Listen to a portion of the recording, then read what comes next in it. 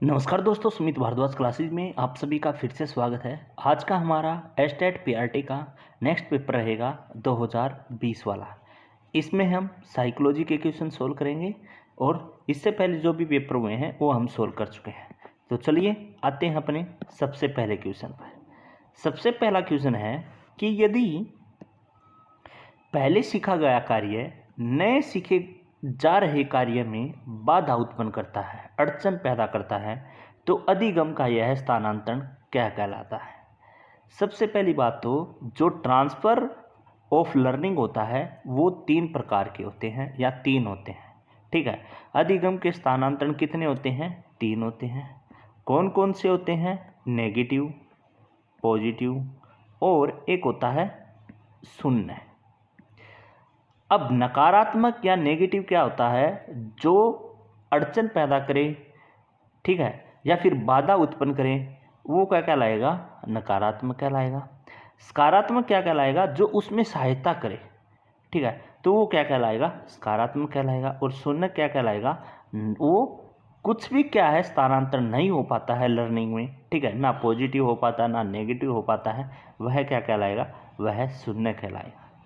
तो इस क्वेश्चन में पूछा क्या है? इसमें पूछा गया है कि यह क्या उत्पन्न करता है? यह बाधा उत्पन्न करता है। तो बाधा उत्पन्न करता है तो ये क्या, किस प्रकार का अधिगम या लर्निंग ट्रांसफ़र हो जाएगा? ये नेगेटिव ट्रांसफ़र हो जाएगा, नकारात्मक हो जाएगा। तो इसका राइट आंसर कितना आ जाएगा? बी जो इसका राइट आंसर आ जाएगा भाई। अगला क्वेश्चन है निम्नलिखित में से कौन सी फ्राइड के मनोलैंगिक विकास की अवस्था नहीं है? देखिए, फ्राइड ने जो है मनोलैंगिक विकास की 5 अवस्थाएं बताई हैं, ठीक है।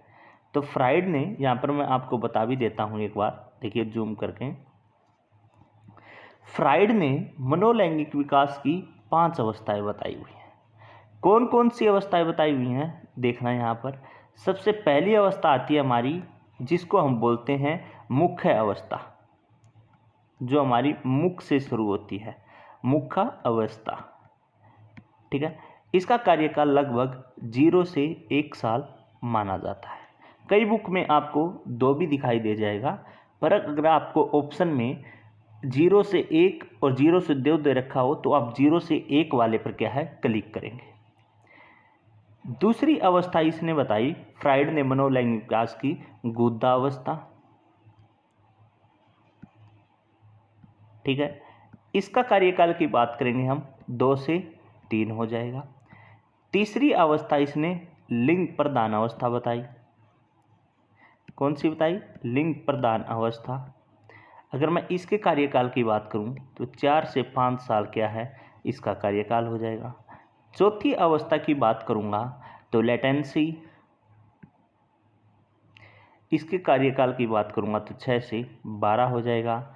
और सबसे लास्ट अवस्था जो है नंबर 5 की अवस्था बताई, जिसको हम बोलते हैं ज्ञानेंद्रिय।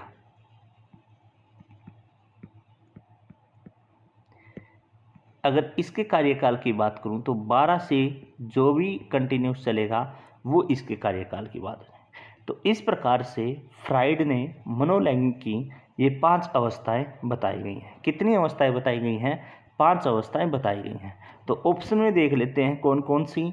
सबसे पहले मुख्य अवस्था, मैंने बताया मुख्य अवस्था होती है, ये सबसे पहली ही अवस्था होती है 0 से 1, जिसका कार्यकाल मैंने बताने का कार्य किया। पूर्व संक्रियात्मक अवस्था, अगर आपको ध्यान हो, पूर्व संक्रियात्मक अवस्था प्याजी की अवस्था है, ठीक है। किसकी अवस्था है ये? प्याजी की अवस्था है। इसी प्रकार तो यहाँ पर आप पहचान भी सकते हो कि कौन सा गलत हो जाएगा। बी ऑप्शन जो है गलत हो जाएगा, क्योंकि पूर्व संक्रियात्मक अवस्था जो है वो किसकी है? प्याजे की है। तो राइट आंसर, और मैंने वैसे भी आपको बता दी हैं कितनी अवस्थाएं होती हैं फ्राइड की मनोलैंगिक की, 5 अवस्थाएं होती हैं। 5 के बारे में मैंने आपको बताने की कोशिश करी। तो राइट आंसर इसका क्या हो जाएगा? बी हो जाएगा। अगला क्वेश्चन क्या है? पुनर्बलन की कौन सी अनुसूची में सबसे ज़्यादा प्रभावी है? मैंने आपको पहले भी बताया था कि जो रेनफोर्समेंट शेड्यूल है उसके अंतर्गत क्या है, 2 भागों में बांटा गया उसको। पुनर्बलन की अनुसूची को 2 भागों में बांटा गया। एक होता है कंटिन्यूस अनुसूची, एक होता है पार्शियल अनुसूची। कंटिन्यूस क्या होता है? कंटिन्यूस होता है कि जितनी भी सही अनुक्रिया करोगे, हर सही अनुक्रिया के बाद आपको पुनर्बलन या रेनफोर्समेंट दिया जाएगा। क्या बोला? कंटिन्यूस क्या बोल रहा है कि आप हर सही अनुक्रिया के बाद क्या दोगे? उसको एक रेनफोर्समेंट दोगे। और पार्शियल क्या कहता है कि भाई जब आपका मन किया आपने दे दिया रेनफोर्समेंट, और जब आपका मन किया नहीं दिया। तो प्रत्येक सही अनुक्रिया के बाद क्या मिल रहा है? रेनफोर्समेंट मिल रहा है। तो कौन सी अवस्था कंटिन्यूस रेनफोर्समेंट जो हमारा क्या है सबसे अच्छी मानी जाएगी या प्रभावी मानी जाएगी? तो राइट आंसर क्या हो जाएगा? सतत पुनर्बलन या कंटिन्यूस रेनफोर्समेंट। तो इसका राइट आंसर हो जाएगा। ठीक है भाई। अगला क्वेश्चन है, यह तथ्य है कि मछली उड़ नहीं सकती और उल्लू तैरना नहीं सीख सकता का निहितार्थ है। तो इसका क्या हो जाएगा? इसने क्या बोला कि मछली उड़ नहीं सकती और उल्लू तैर नहीं सकता, तो क्या निहितार्थ है? उपयुक्त पुनर्बलन की कमी नहीं। रेनफोर्समेंट में ये कहीं भी नहीं बताया गया। उनके अनुभव की कमी, इन जीवों की सुस्ती, अधिगम पर जैविक सीमाओं का प्रभाव। तो राइट आंसर क्या हो जाएगा? डी जो है इसका राइट आंसर हो जाएगा, the effects of biological limits. ठीक है, तो राइट आंसर क्या हो जाएगा? बायोलॉजिकल लिमिट्स जो है इसका राइट आंसर हो जाएगा। नेक्स्ट क्वेश्चन है, शेपिंग की संकल्पना दी गई है। सबसे पहली बात तो शेपिंग होता क्या है? देखिए, शेपिंग जो है ये किसके द्वारा दिया गया था? बीएफ स्किनर के द्वारा दिया गया था। किसके द्वारा? बीएफ स्किनर के द्वारा। और क्या होता है शेपिंग में? शेपिंग में होता है कि जो वांछित व्यवहार को पाने के लिए छोटे छोटे चरणों का इस्तेमाल करना है। क्या बोला मैंने? वांछित व्यवहार को पाने के लिए छोटे छोटे चरणों का इस्तेमाल करना। कहीं आपने एक पार्ट बना लिया, सबसे पहले छोटे छोटे चरणों में या भागों में आप उसको बांटोगे, और फिर क्या है आप अपना कोई भी है कार्य करेंगे या वांछित व्यवहार से प्राप्त करेंगे। तो वो क्या कहलाता है? शेपिंग कहलाता है। और ये किसका हिस्सा है? ये ऑपरेटिंग जो कंडीशनिंग थ्योरी है ना, उसका ही हिस्सा बोला जाता है। किसको? शेपिंग को। तो ये किसने दी थी? बीएफ स्किनर ने दी थी। तो राइट आंसर क्या हो जाएगा? सी जो इसका राइट आंसर हो जाएगा। अगला क्वेश्चन, सेल्डन के अनुसार निम्नलिखित में से कौन सा व्यक्तित्व का प्रकार नहीं है? देखिए भाई, सेल्डन ने कितने प्रकार बताए थे? 3 प्रकार बताए थे। कौन कौन से प्रकार बताए थे? एक तो एंडोमॉर्फी बताया था, ठीक है, एक एक्टोमॉर्फी बताया था, और एक मेसोमॉर्फी बताया था। तो सेल्डन के द्वारा ये 3 प्रकार बताए गए हैं। तो इस प्रकार से इसका गलत कौन सा हो जाएगा? डी ऑप्शन जो है इसका गलत हो जाएगा। ठीक है, तो राइट आंसर क्या हो जाएगा? डी जो इसका राइट आंसर हो जाएगा। अगला क्वेश्चन, निम्नलिखित में से कौन सी व्यक्तित्व मापन की मनोविश्लेषणात्मक विधि नहीं है? भाई, किसकी बात पूछ रहा है ये? मनोविश्लेषणात्मक विधि नहीं है। तो कौन सी नहीं है? देखिए, फ्री एसोसिएशन भी है, वर्ड एसोसिएशन भी है, ड्रीम एनालिसिस भी है, इंटरव्यू जो है ये मनोविश्लेषणात्मक की विधि नहीं है। तो इसका राइट आंसर क्या हो जाएगा? क्या हो जाएगा भाई? बी जो है इसका राइट आंसर हो जाएगा। तो भाई इस प्रकार से इसका राइट आंसर क्या हो जाएगा? बी। देखिए, जो साक्षात्कार हो गया, ठीक है, आत्मलेखन हो गया, साक्षात्कार हो गया, आत्मलेखन हो गया, प्रश्नावली हो गया, ये सभी आत्मनिष्ठ विधियां हैं। तो साक्षात्कार की कौन सी विधि हो जाएगी? आत्मनिष्ठ विधि हो जाएंगी। ठीक है, और जो फ्री एसोसिएशन हो गया, वर्ड एसोसिएशन हो गया, ड्रीम एनालिसिस हो गया, ये फ्री हो गया, वर्ड हो गया, ड्रीम हो गया, ये मनोविश्लेषणात्मक विधि है। तो इस प्रकार से इसका रॉन्ग आंसर कौन सा हो जाएगा? बी हो जाएगा, क्योंकि ये आत्मनिष्ठ विधि है। साक्षात्कार, आत्मलेखन, प्रश्नावली, परिसूचियाँ, ये सभी किसकी हो जाएंगी? ये आत्मनिष्ठ विधियाँ हो जाएंगी। और फ्री, वर्ड, ड्रीम ये किसकी हो जाएंगी, मनोविश्लेषणात्मक हो जाएंगी। तो राइट आंसर कौन सा हो जाएगा, बी जो इसका राइट आंसर हो जाएगा। अगला क्वेश्चन है कि एक पूर्व संक्रियात्मक सत्र के बच्चे की वह प्रवृत्ति जिसमें वह किसी परिस्थिति के सिर्फ एक पहलू पर, किस पर, एक पहलू पर ध्यान देता है और अन्य पहलुओं पर ध्यान नहीं देता या उपेक्षा नहीं करता है, तो प्याजे ने कौन सी अवस्था उसको बताई है। इसमें क्या बोल रहा है कि भाई वह कौन सी अवस्था है या उसको क्या बोला जाता है जिसमें बच्चा ना उसको एक ही साइड देखता है, दूसरी साइड नहीं देखता है, तो वह अवस्था कौन सी कहलाएगी, केंद्रीकरण जो है वह अवस्था कहलाएगी। तो राइट आंसर क्या हो जाएगा, बी जो इसका राइट आंसर हो जाएगा। क्या हो जाएगा, बी जो इसका राइट आंसर हो जाएगा।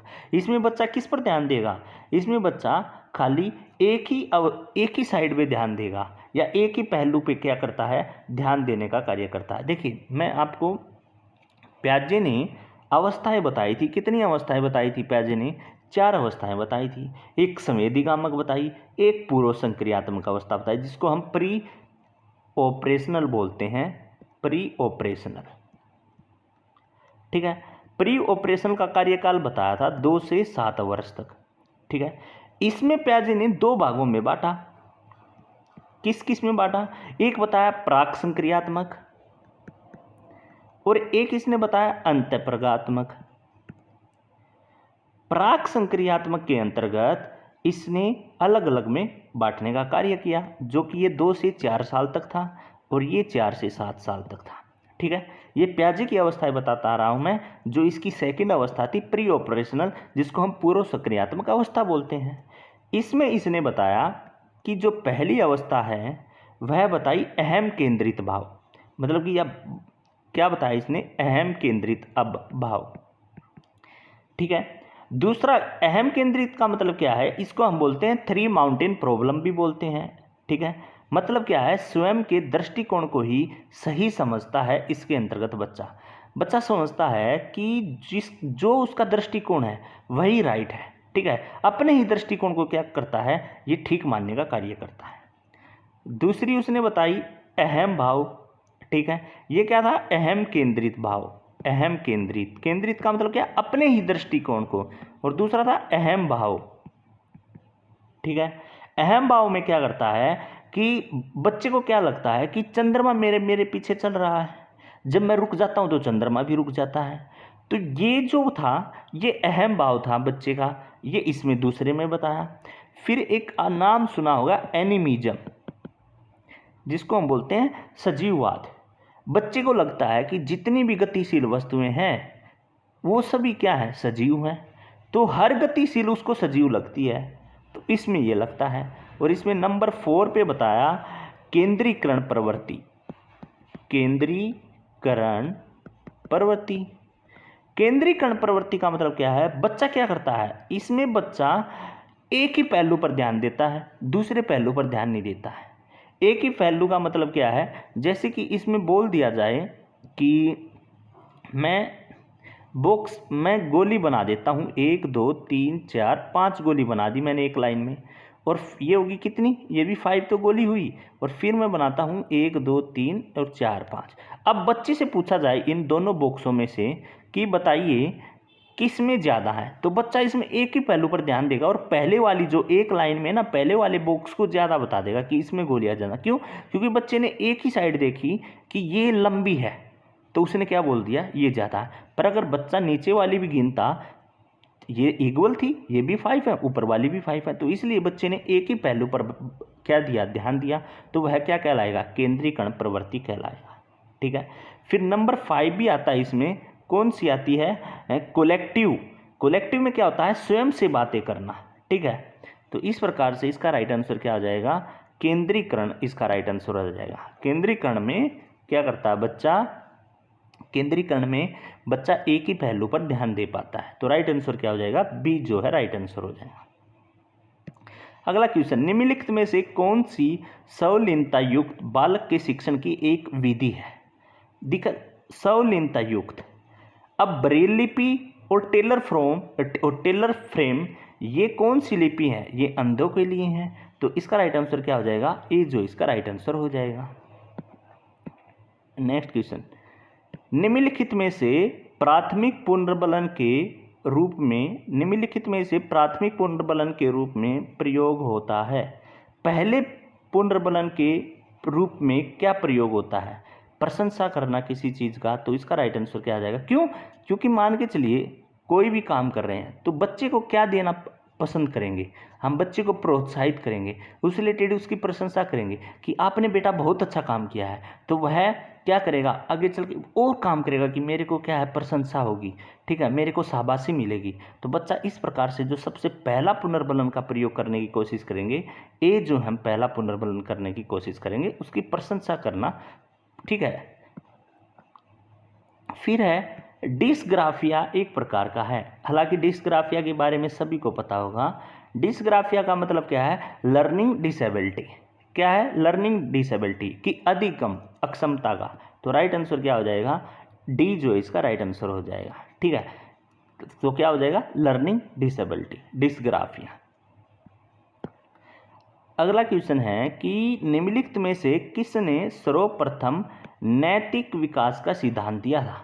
ये मैंने पहले भी बताया था, जो मोरल डेवलपमेंट है 2 व्यक्तियों के द्वारा दिया गया था या बताया गया था। मोरल डेवलपमेंट 2 व्यक्तियों के द्वारा बताया गया था। किस किस के द्वारा बताया गया था? एक तो प्याजे के द्वारा बताया गया था और एक कोहलबर्ग के द्वारा बताया गया था। तो जो सबसे पहले सर्वप्रथम बताने का कार्य किया गया था वो प्याजे ने किया गया था। तो इसका राइट आंसर क्या आ जाएगा?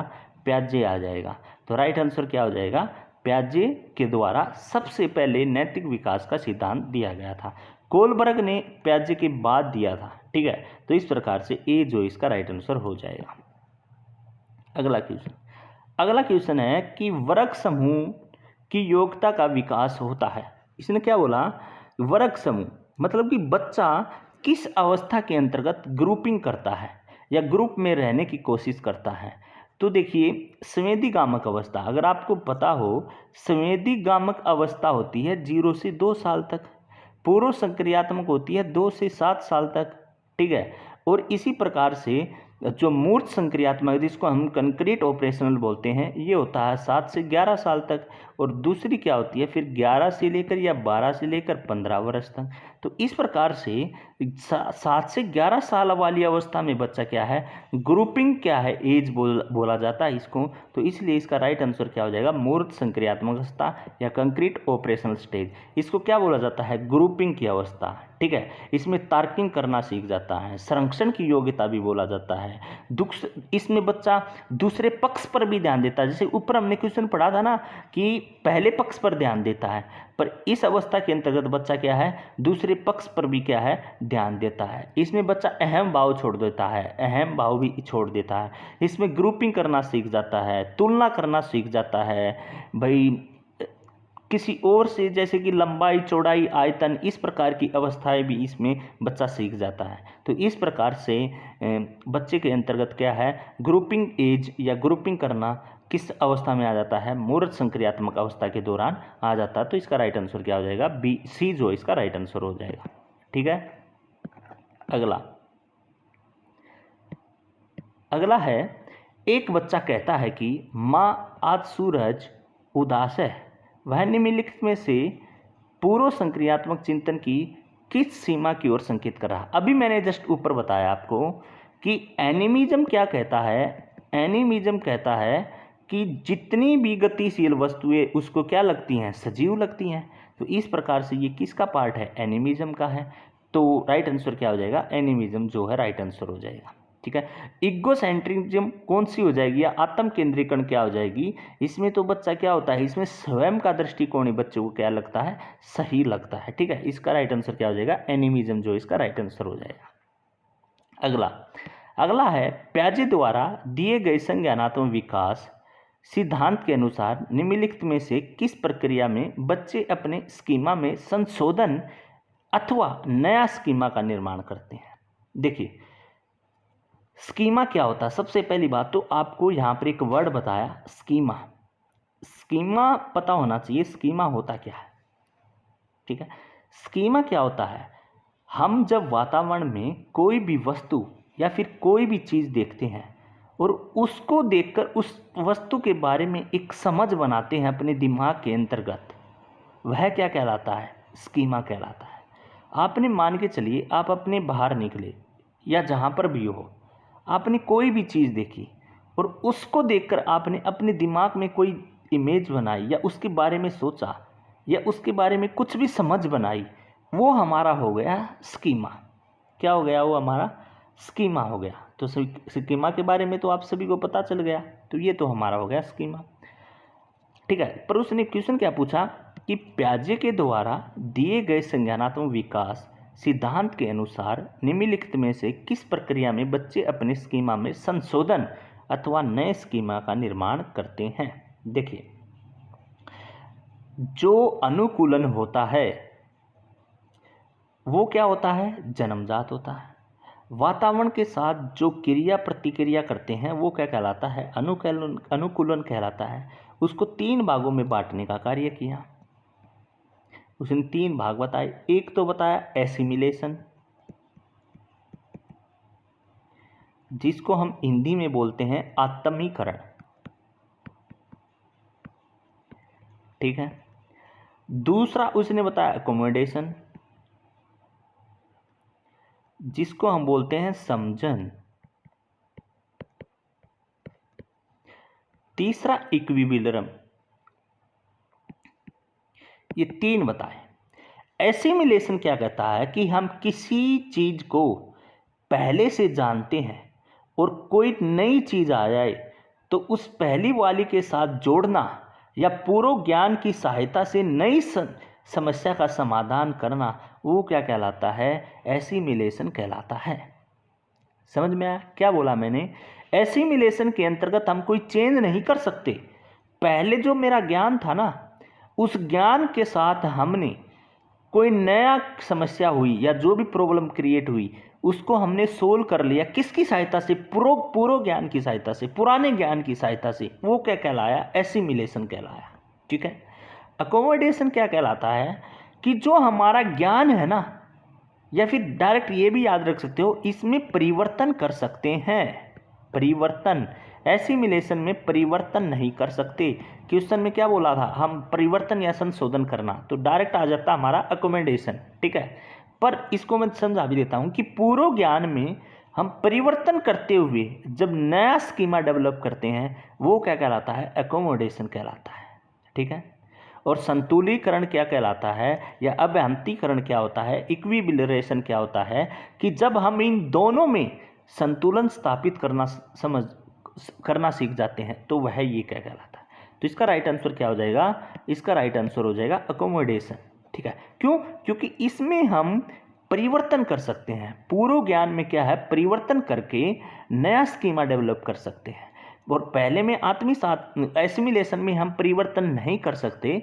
इसमें हम पूर्व ज्ञान के साथ जुड़कर ही क्या है, किसी प्रॉब्लम को सोल्व कर सकते हैं। ठीक है। ठीक है। या फिर ये बोल सकता हूं कि पूर्व ज्ञान में ही हम क्या है, नए ज्ञान को क्या है, जोड़ लेते हैं, वह एसिमिलेशन कहलाएगा। तो इसमें तो क्या बोला था? संशोधन या परिवर्तन करना, वह एकोमोडेशन कहलाता है। बी इसका राइट आंसर हो जाएगा। ठीक है। अगला क्वेश्चन है कि वाइगोत्स्की के अनुसार एक बच्चा जिन कार्यों को अपने से दक्ष व्यक्ति की सहायता से पूरा कर सकता है उसकी ऊपर वाली सीमा क्या कहलाएगी? वाइगोत्स्की के अनुसार। वाइगोत्स्की ने एक जेपीडी भी दिया था, आपको पता होगा। ठीक है। Zone of proximal development. ठीक है। और उसी में उसने बताया था कि जो ऊपर की सीमा है वो क्या कहलाती है? लेवल ऑफ पोटेंशियल डेवलपमेंट जो है, इसका राइट आंसर हो जाएगा। तो ए जो है संभावित विकास का स्तर जो इसका राइट आंसर हो जाएगा। अगला क्वेश्चन है भाई, निम्नलिखित में से कौन से पद का तात्पर्य एक विद्यार्थी के सही उत्तर की संभावना को बढ़ाने वाले संकेतों में से है? कि भाई इनमें से कौन सा बच्चे को हम बोलें कि वह जो उसका राइट आंसर बताने के क्या प्रयास करेगा। देखिए, जब कोई भी बच्चा बता रहा है, जब हम उसको प्रमोट करेंगे, प्रमोट का मतलब क्या है? प्रेरित करना। जब हम उसको प्रोत्साहन देंगे, प्रेरित करेंगे, तो वह बताने की कोशिश करेगा। वो अगर हम उसको प्रेरित ही नहीं करेंगे, प्रोत्साहन ही नहीं करेंगे और खाली कुछ और बोलते रहेंगे तो वह बताने की कोशिश ही नहीं करेगा। अब हम प्रेरित करें, उसको प्रोत्साहन करें, बहुत अच्छा बेटा, ये ऐसे करने से ये होगा, ओहो बहुत बढ़िया बढ़िया, आपने बहुत अच्छा था, तो वो बताने की कोशिश करेगा ना। तो इसलिए इसका राइट आंसर क्या हो जाएगा, बी जो इसका राइट आंसर हो जाएगा। अगला क्वेश्चन है मॉडलिंग आधारित। मॉडलिंग थ्योरी किसने दी थी, अल्बर्ट बंडूरा के द्वारा दी गई थी। मॉडलिंग किस पे बेस है, अल्बर्ट बंडूरा, अल्बर्ट बंडूरा। और अल्बर्ट बंडूरा ने कौन सी थ्योरी दी थी, social learning theory, social learning theory. ठीक है, तो इसका राइट आंसर क्या हो जाएगा, सोशल कॉग्निटिव, सी जो है सामाजिक संज्ञानात्मक सिद्धांत, इसका राइट आंसर। नहीं, मॉडलिंग, एक सेकेंड, ठीक है भाई, तो इसका राइट आंसर क्या हो जाएगा, सामाजिक संज्ञानात्मक विकास, हाँ सोशल कॉग्निटिव। तो मॉडलिंग किसने दी थी, अल्बर्ट बंडूरा ने। ठीक है भाई, अगला क्वेश्चन देखते हैं, नेक्स्ट क्वेश्चन। अल्बर्ट बंडूरा जाने जाते हैं, अभी जस्ट हमने ऊपर बताया, अल्बर्ट बंडूरा किसके लिए जाने जाते हैं, सोशल लर्निंग थ्योरी के लिए जाने जाते हैं। तो राइट आंसर क्या हो जाएगा, सोशल लर्निंग जो है इसका राइट आंसर हो जाएगा। और मॉडलिंग के अंतर्गत उसने कौन सी दी थी, सोशल कॉग्निटिव थ्योरी दी थी। ठीक है, अगला क्वेश्चन है कि ओटिज्म की सर्वप्रथम व्याख्या की थी। ओटिज्म की, देखिए ओटिज्म जिसको हम बोलते हैं, एक नाम भी आता है ASD, आपने सुना होगा डिसेबिलिटी के बारे में, ऑटिज्म स्पेक्ट्रम डिसऑर्डर। ठीक है, ये किसके द्वारा दिया गया था, लियो कैनर द्वारा क्या है ये वर्णित किया गया था, किसके द्वारा, लियो कैनर के द्वारा। तो इसका राइट आंसर क्या हो जाएगा, ए जो इसका राइट आंसर हो जाएगा। निम्नलिखित में से कौन सा निरीक्षणात्मक अधिगम का तत्व नहीं है। निरीक्षणात्मक का मतलब क्या है, ऑब्जर्वेशनल लर्निंग थ्योरी। ठीक है, ऑब्जर्वेशन लर्निंग थ्योरी के अंतर्गत हमको एक, मैंने पहले भी बता चुका हूँ, देखिए एक सीरीज देखने को मिलती है। सबसे पहले सीरीज में क्या आता है, अटेंशन, फिर क्या आएगा, रिटेंशन, फिर आएगा प्रोडक्शन या रिप्रोडक्शन, और फिर आएगा मोटिवेशन। तो ये क्रम हमको ऑब्जर्वेशन लर्निंग थ्योरी के अंतर्गत देखने को मिलता है। ठीक है, तो इसके अंतर्गत अटेंशन भी है, रिटेंशन भी है, प्रोडक्शन भी है, प्रिपरेशन नहीं आएगा, तैयारी नहीं आएगा। तो कौन सा क्वेश्चन जो इसका गलत हो जाएगा, डी जो इसका गलत हो जाएगा। ठीक है, कौन सा गलत हो जाएगा, डी जो है इसका गलत हो जाएगा। ठीक है, तो इस प्रकार से यहाँ से ना कई बार क्वेश्चन देखता है। देखिए अल्बर्ट बंडूरा जो थे, अल्बर्ट बंडूरा ने कौन सी थ्योरी दी थी, सोशल लर्निंग थ्योरी दी थी। इसमें वह क्या कहता है कि मेरे अकॉर्डिंग बच्चे समाज के अनुसार या सोशल के द्वारा ही क्या है सीख पाते हैं। तो इसको हम ऑब्जर्वेशन लर्निंग थ्योरी भी बोलते हैं। और उसने मॉडलिंग के 4 स्टेप बताए थे। कौन कौन से स्टेप बताए थे, अटेंशन, रिटेंशन, प्रोडक्शन या रिप्रोडक्शन या मोटिवेशन, ये 4 स्टेप बताए गए थे। अटेंशन में कहता है कि बच्चा पहले बच्चा क्या करता है, ध्यान से देखता है। रिटेंशन में कहता है कि उसके बाद उसे याद करता है या रिवाइज करता है। और प्रोडक्शन या रिप्रोडक्शन में क्या कहता है कि उसमें खुद करके सीखता है या खुद करके देखता है बच्चा। और मोटिवेशन में जो उसको ये कार्य हो जाता है तो उसको खुशी मिलती है, मोटिवेशन मिलता है। ठीक है, तो इस प्रकार से जो ये मॉडलिंग के थे, ये 4 स्टेप बताए गए थे अल्बर्ट बंडूरा के द्वारा, जिसको हम ऑब्जर्वेशन लर्निंग थ्योरी भी बोलते हैं। ठीक है, क्लियर। तो इस प्रकार से इसका राइट आंसर क्या हो जाएगा, डी जो है गलत हो जाएगा, ये हमारे स्टेप के अंतर्गत नहीं आते हैं। क्लियर भाई, तो कौन सा हो जाएगा, डी हमारा जो है गलत हो जाएगा।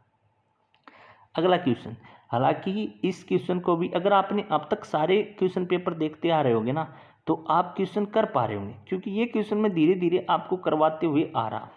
अगला क्वेश्चन क्या है कि ब्रेनर के जैव पारिस्थितिकीय मॉडल के अनुसार बच्चे के माता पिता या उसके भाई बहन आदि किस प्रणाली के अंतर्गत आते हैं।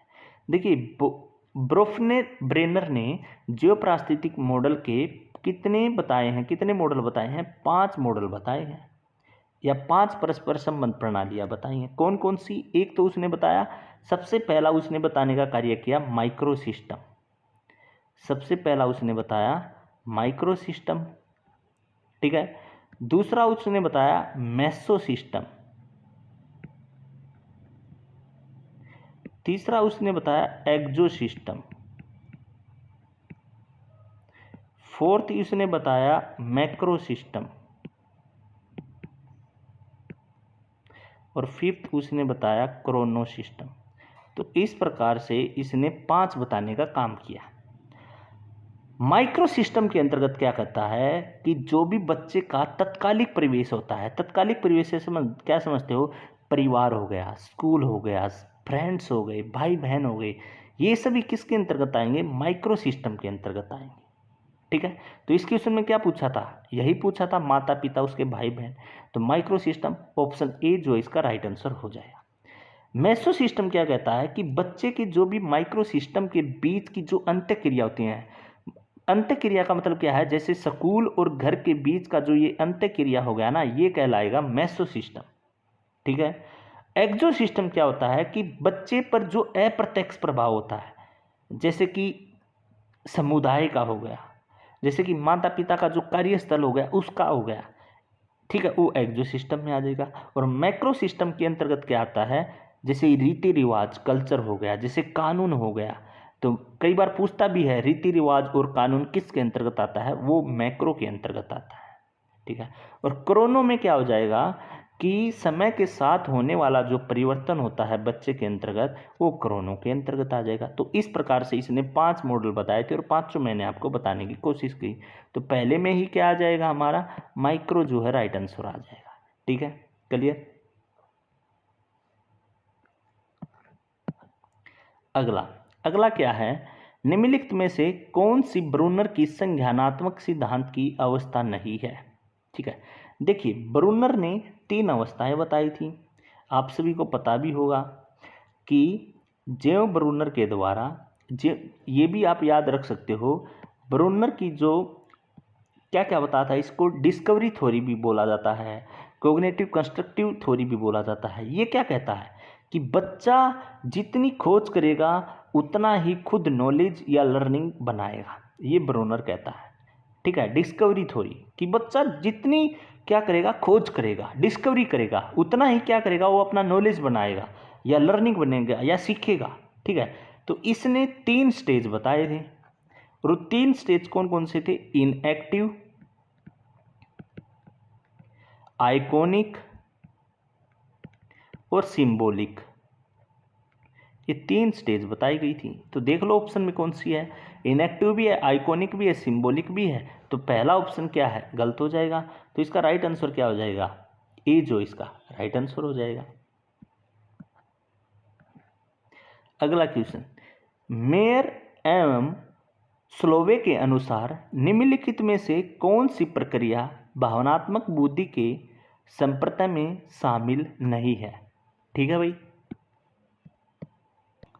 तो देखिए अगला क्वेश्चन देखते हैं क्या है। ये क्वेश्चन हो गया था ना, मेयर एम स्लोवे के अनुसार निम्नलिखित में से कौन सी प्रक्रिया भावनात्मक बुद्धि के शामिल नहीं है? तो भावनात्मक के अंतर्गत कौन कौन सी है? अंडरस्टैंडिंग भी है, प्रिसेप्शन भी है, मैनेजमेंट भी है, कंस्ट्रक्शन या रचना नहीं है इसके अंतर्गत। तो राइट आंसर क्या हो जाएगा इसका? डी जो है इसका राइट आंसर हो जाएगा। ठीक है, अगला क्वेश्चन सभी को आता होगा, सुल्तान पर किया गया कोहलर का अनुसंधान अधिगम के किस सैद्धांतिक दृष्टिकोण की पुष्टि करता है? तो सुल्तान नामक क्या था? एक चिंपैंजी बंदर था, इस पर कोहलर ने किया था। इसको हम अंतर्दृष्टि अधिगम भी बोलते हैं। ठीक है, तो इनसाइट लर्निंग भी बोलते हैं। तो राइट आंसर क्या हो जाएगा इसका? ए जो इसका राइट आंसर हो जाएगा। क्लियर। अगला है, दृष्टि से हटने के बाद मस्तिष्क से हट जाना कौन सी क्रिया है? दृष्टि से कहने का मतलब क्या है कि जब बच्चे के सामने जो वस्तु रहती है तब तो उसको याद रहता है, जब बच्चों के सामने से हटा दी जाती है तो वो उसके दिमाग से भी क्या है? ओझल हो जाती है, उसके बारे में नहीं सोच पाता है। तो ये कौन सी अवस्था में होता है? आप सभी को पता है, ये आरंभिक संवेदीगामक जो अवस्था होती है, इसी के अंदर क्या है होता है। जो चीज़ बच्चे के आगे रहेगी तब तो उसको दिखाई देगी या उसके बारे में देखेगा या सोचेगा या उसको दिमाग में चलेगी। अगर हम उसके आगे से हटा लेंगे उस वस्तु को तो वो फिर नहीं कर पाता है। तो कौन सी कहलाएगी? आरंभिक संवेदी गामक अवस्था ही होती है, जो पहली ही अवस्था होती है उसी के अंतर्गत होता है कि बच्चे के आगे से चीज़ हट जाएगी तो उसके बारे में सोच नहीं पाएगा। ठीक है, अगला क्वेश्चन है, निम्नलिखित में से किसका अध्ययन मनोविज्ञान एवं शिक्षण शास्त्र के प्रतिच्छेद बिंदु पर स्थित है? तो एजुकेशनल साइकोलॉजी इसका राइट आंसर हो जाएगा। शिक्षा मनोविज्ञान, क्योंकि शिक्षा मनोविज्ञान ही हम पढ़ रहे हैं, इसका तो राइट आंसर हमारा डी हो जाएगा। स्कैफ फोल्डिंग की संकल्पना किसके द्वारा दी गई थी? अगर हम बात करें, मैंने ऊपर भी बताया था कि वाइगोत्स्की ने क्या है स्कैफ फोल्डिंग के बारे में बताया था, और वाइगोत्स्की ने एक जेपीडी भी दिया था। ठीक है, ऊपर मैंने बताया था। तो स्कैफ फोल्डिंग किसके द्वारा हो जाएगा? वाइगोत्स्की के द्वारा क्या है स्कैफ फोल्डिंग हो जाएगा। ठीक है, हालांकि मैंने जो पीछे भी पेपर हुए थे उनमें भी बताने का क्या है कोशिश करी थी और उधर आपको पता भी चला होगा। क्लियर है? तो स्कैफ फोल्डिंग क्या हो जाएगा? सी, वाइगोत्स्की के द्वारा क्या है स्कैफ फोल्डिंग हो जाएगा। अगर देखिए स्कैफ फोल्डिंग होता क्या है, अगर आपसे ये पूछा जाए स्कैफ फोल्डिंग होता क्या है, देखिए स्कैफ फोल्डिंग का एक कई बार डायरेक्ट क्वेश्चन भी आता है, इसको हम सीडी नुमा मदद भी कहते हैं। कई बार का आपसे पूछेगा सीडी नुमा मदद किसने बोला था, तो ये वाइगोत्स्की के द्वारा स्कैफ फोल्डिंग को ही बोला गया है सीडी नुमा मदद,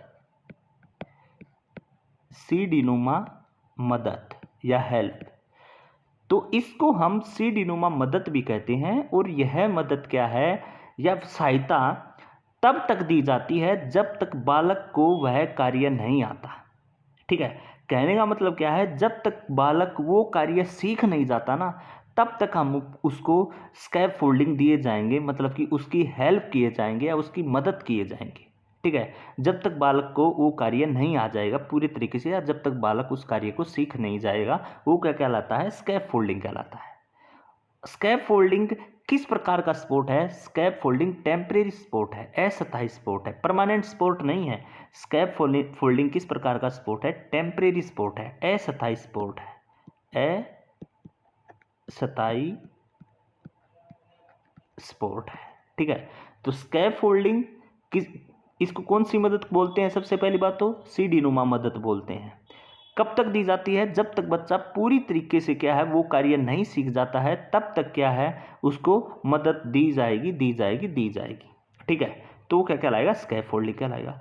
स्कैफ फोल्डिंग किस प्रकार का कार्य करता है? एक सपोर्ट करने का कार्य करता है।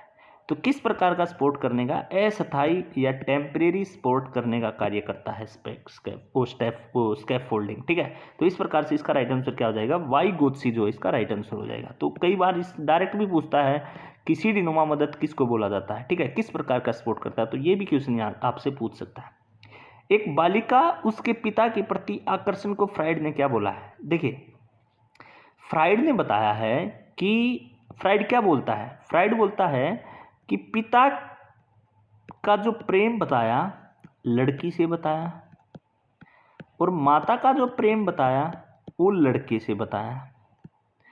तो ये पिता का प्रेम लड़की के प्रति क्या कहलाता है? इलेक्ट्रा कहलाता है। और माता का लड़के के प्रति क्या कहलाता है? ओडिपस कहलाता है। तो क्वेश्चन में क्या बोला? एक बालिका के उसके पिता के प्रति, बालिका के उसके पिता के प्रति क्या कहलाएगा? इलेक्ट्रा कहलाएगा। तो राइट आंसर क्या हो जाएगा? इलेक्ट्रा जो इसका राइट आंसर हो जाएगा। अगर माता का लड़के के प्रति पूछता तो ओडिपस हो जाता। तो राइट आंसर क्या हो जाएगा इसका भाई? ए जो है इलेक्ट्रा जो है इसका राइट आंसर हो जाएगा। किसने शिशुओं के मस्तिष्क को खाली स्लेट कहा है? जॉन लॉक कहते हैं कि बच्चा जो है उसका दिमाग एक कोरी स्लेट के अनुसार होता है, जो हम उसमें जिस प्रकार का भरेंगे वही बच्चा उसी प्रकार से हो जाएगा। तो ये किसका हो जाएगा? जॉन लॉक के द्वारा। तो राइट आंसर क्या हो जाएगा? John Locke. तो इस प्रकार से हमने ये पेपर भी सीडीपी का सोल्व कर लिया है। बाकी हम मिलते हैं नेक्स्ट वीडियो में। धन्यवाद दोस्तों।